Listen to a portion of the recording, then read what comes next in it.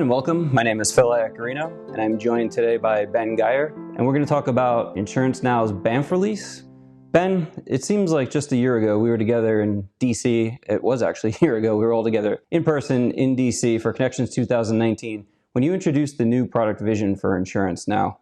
And I'm just curious if you could just open up by talking about what's changed since then, if anything. Yeah, sure, Phil. So not too much has changed since last year because that was really communicating our 2-year vision, and we're still in that time frame. But we did deliver a lot of cool stuff during that time. We also recently have added 2 new things to our vision. So just as a reminder, the 2-year vision that we communicated last year really had 3 components to it. The first was API everywhere. So the idea here is have all business functionality covered by new RESTful APIs. So we've done really one of the major focuses of our team last year was on this API development. The second part of this vision is modern digital experiences. We've also mentioned it as auto-generated digital experiences. So the idea here is we have a new metadata framework that's product configuration as well as presentation metadata that user interfaces are built on top of. And then the third piece of that is low-code configuration. So we have Studio, which is our configuration product.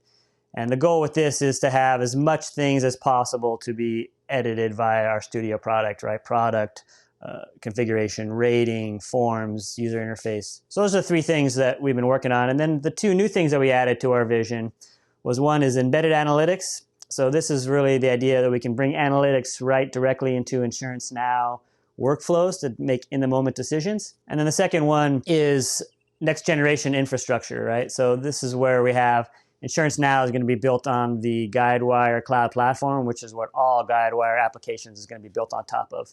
So lots of cool stuff will come with that, such as auto-scaling and rolling upgrades and things like that. More on that to come. So it looks like the key themes that we introduced last year are still intact, and we've added some additional areas of focus with embedded analytics and the next-gen infrastructure. But if you look across all of these areas of focus, how much progress have we made in achieving our vision since last year? Or better yet, how would you grade our progress? Yeah, that's a good question. You know, in my mind, there's sort of 2 components to measuring progress, right? One is the timeline, right? Are we getting things done when we want them to? But the other part is really more important in my mind is customer adoption of these things and getting feedback from those things, right? So the first part, timeline, I think we're largely on track. I'm happy with how that's going. We released the new consumer sales portal, and that was built on top of our quoting and issuing API. So we have that coverage there.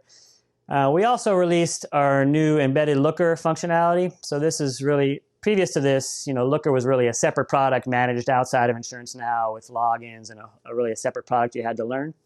Now we've brought that right into InsuranceNow, managed as part of the product itself. And so this opens up a lot of new opportunities for persona-based dashboards, right? So an underwriting dashboard or a claims dashboard, or you can even have agent dashboards. So it opens up a lot of opportunities, and this is really our first part of our journey in embedded analytics. The other part of this is adoption I spoke about, right? Most of these things were a little too early to gauge adoption.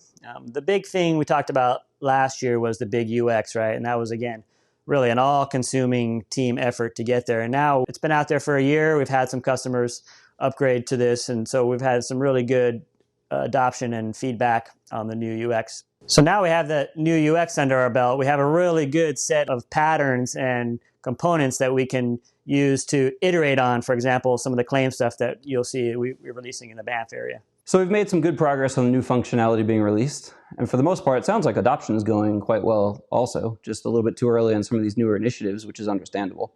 So let's move from the longer-term vision and talk a little bit more about roadmap. The next question I'm going to ask is one that comes up often. How does Guidewire develop the roadmap?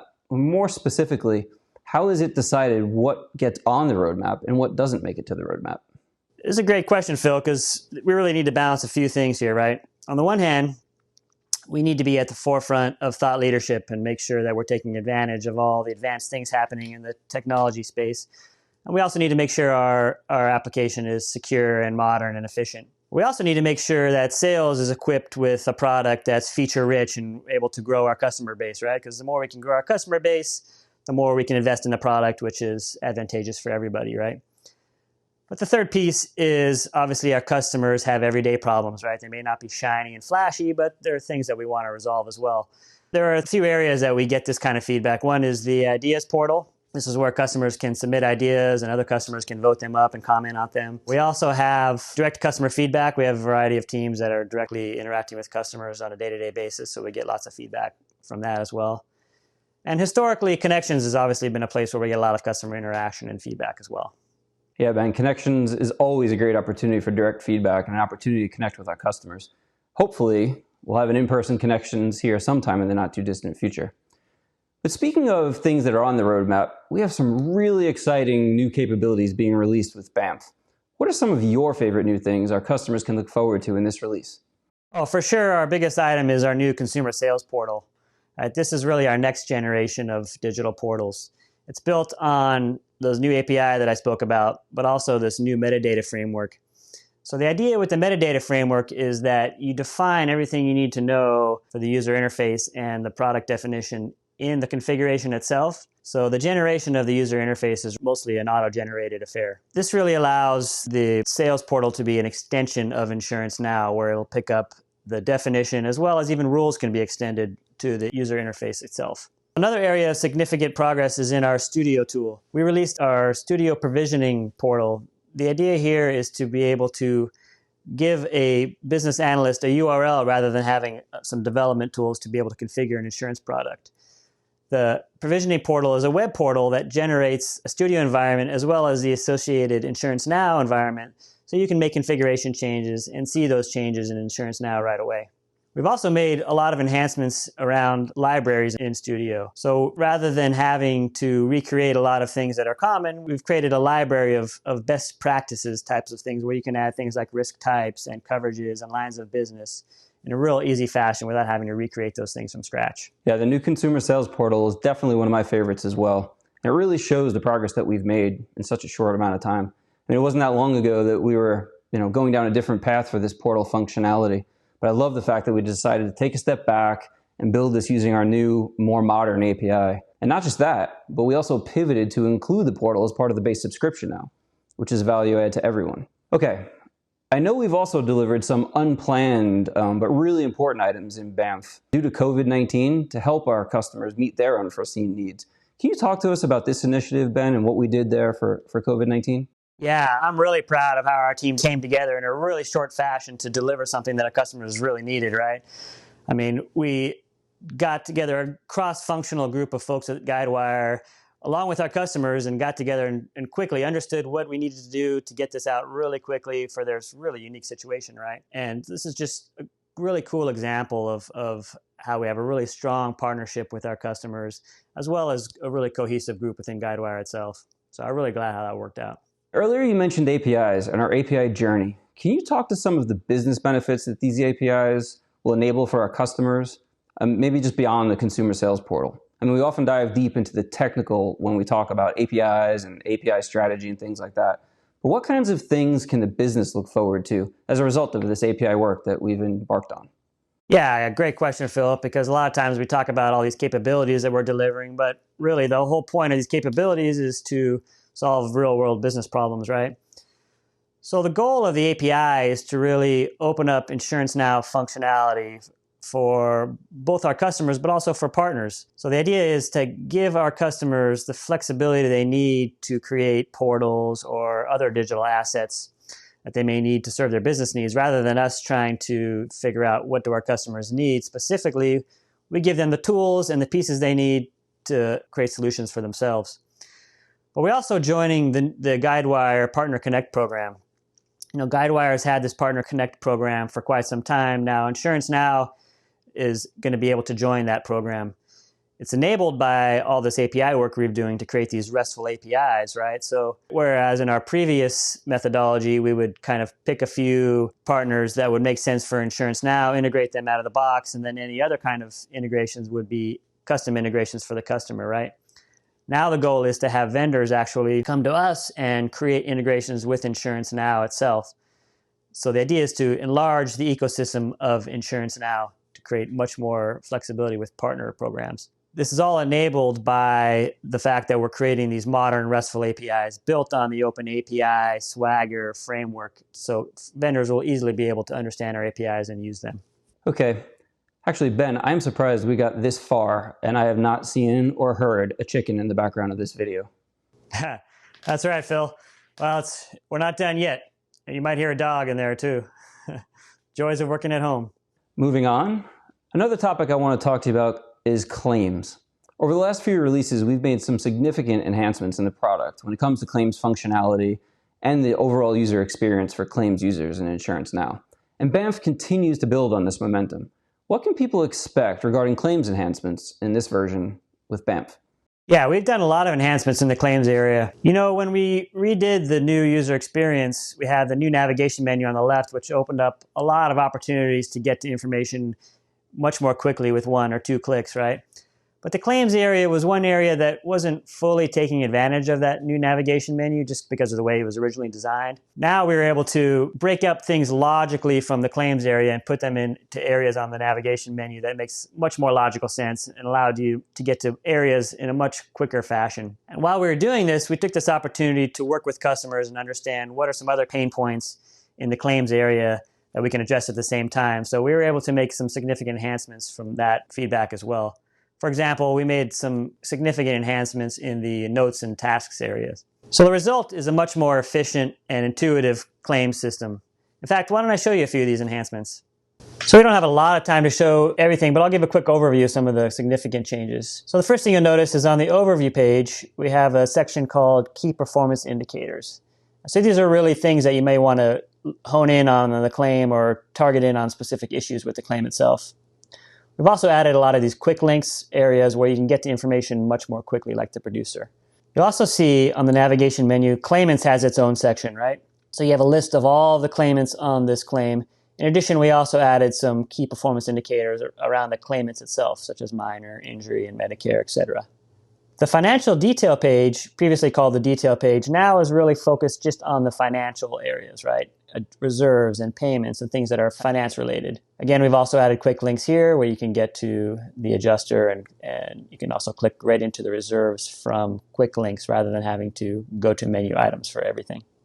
Exposures is another new page that we added. This is really a list of items around exposures, whereas the detail page is really around claimants. This is really focused on the exposure itself. So we added the filter pattern on there for quickly finding things as necessary.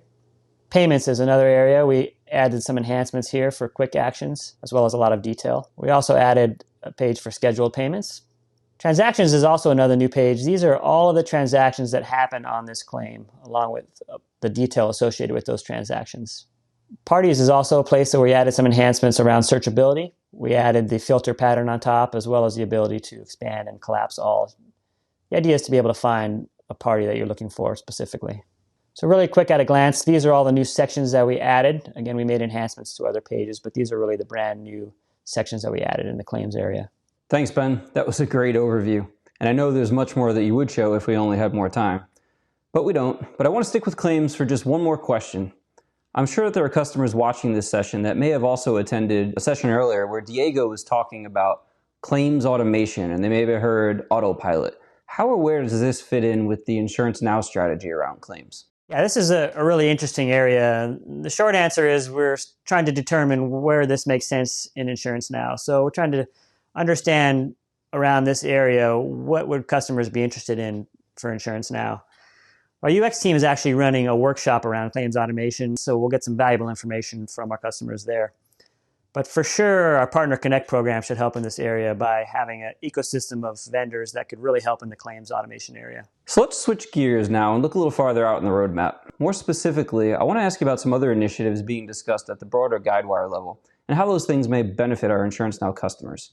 What initiatives, say like Guidewire Cloud Platform, do you see InsuranceNow taking advantage of, or more importantly, are customers benefiting from in the future? Yeah, I'm really excited about a handful of things that will really add value for our customers.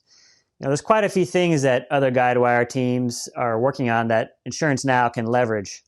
For example, most immediately in Banff, we're releasing the Common Cloud Payment Service. So the idea here is InsuranceNow can integrate into this common payment service in one way, and then whatever vendors that service supports, InsuranceNow can automatically take advantage of. So this will really give our customers more flexibility in payment vendors that they're able to use. In Banff, out of the box, the vendors will be Authorize.net and OneInc. The Guidewire Cloud Platform is another area that we're excited about. This is getting InsuranceNow on top of the Guidewire Cloud Platform, which is going to be the platform that all Guidewire applications will run on. So there's lots of advantages to this platform. For example, auto-scaling.